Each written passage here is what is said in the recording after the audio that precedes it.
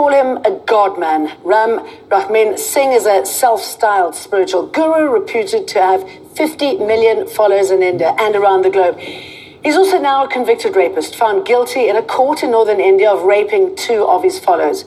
Reaction from his devotees was swift and violent. At least 30 people are dead in angry protests across many parts of the north, including the capital, New Delhi. Maria Nahond has more. Tens of thousands of devotees travelled to the town of Panchkula to protest the innocence of their beloved guru. They were incensed when the guilty verdict was announced. Security forces, which were reinforced in anticipation of violence, became the target of their anger.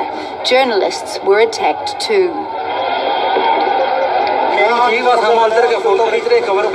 I was there taking pictures and collecting information, and then I found these people had set my bike on fire.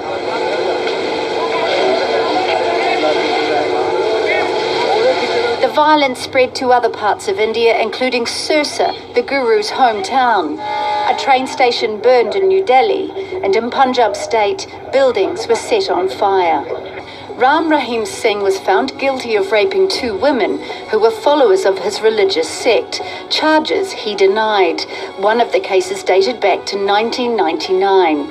The 50-year-old leads the Dera Sacha Sauda, a spiritual movement based in the North Indian state of Haryana. Singh says the sect is a social welfare and spiritual organisation with millions of followers in India and abroad. He also describes himself as a spiritual saint, often pictured wearing bejeweled costumes. He scripted and starred in his own films, which earned him the nickname of the Guru in Bling. Singh now faces a minimum of 7 years in prison. The court verdict doesn't appear to be affecting the devotion of his followers. Police have ordered them to go home. They've imposed curfews and they've shut down internet services in the states of Haryana and Punjab in an effort to dampen the anger. Miriam Nahond, Al Jazeera.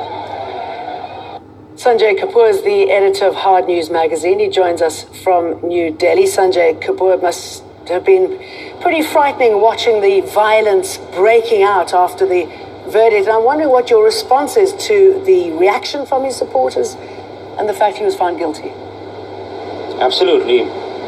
Yeah, what we've been seeing is what was expected. When you allow so many people to collect and to wait for the sentence from the court, and they are extremely emotional lot, you expect violence, and this is precisely what happened. What was also apparent was the state government of Haryana was a bit complicit in whatever has happened, because if you see the number of cars that Mr. Rahim actually, the motorcade was about 200 cars strong, and he was very presidential in the way he reached the airport, he reached the court.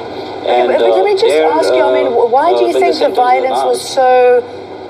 why do you think we saw this type of response? Is it because his supporters think it's okay that he did this, that he shouldn't be persecuted for doing something like that? Or is it because rape is not really considered so serious in parts of India?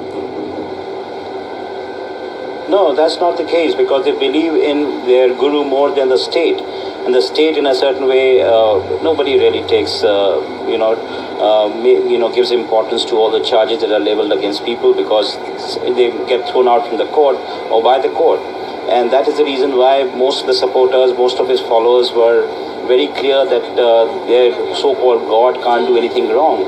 But there's been a trail of allegations against him for many years. He has been charged for castrating his followers, and there have been charges of rape. If you hear the letter that has been written by the person who has charged him in 2002, she wrote a letter to the former Prime Minister Atal Bihari Vajpayee and told him exactly what happened.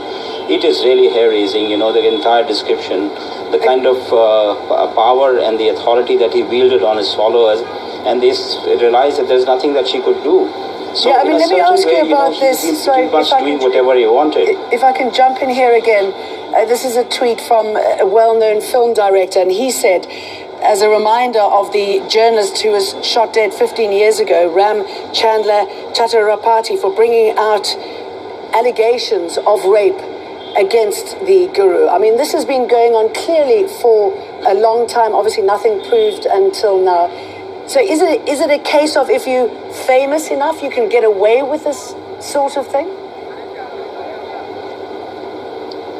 Yeah, I mean, certainly with these kind of people who provide the kind of support for political parties to come to power.